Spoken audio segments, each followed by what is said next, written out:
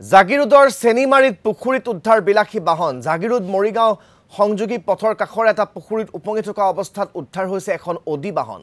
স্থানীয় লোক আৰু জাগিৰোড আৰক্ষীয়ে উদ্ধাৰ কৰে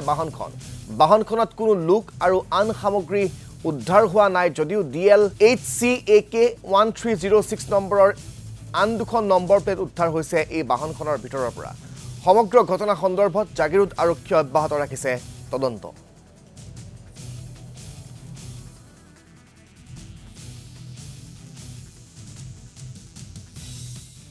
ৰাতিপুৱা গুমৰপুৰ টোপনিৰ পৰা উঠিছোঁ চাইছোঁ উঠাৰ পিছত চাইছোঁ যে গাড়ী এটা পৰিছে উঠাৰ পিছত থানাত ফোন কৰিছোঁ ফোন কৰাৰ পিছত সিহঁতে আহিলে থানাৰ পৰা পুলিচ আহিলে কেৰেঙা আহিলে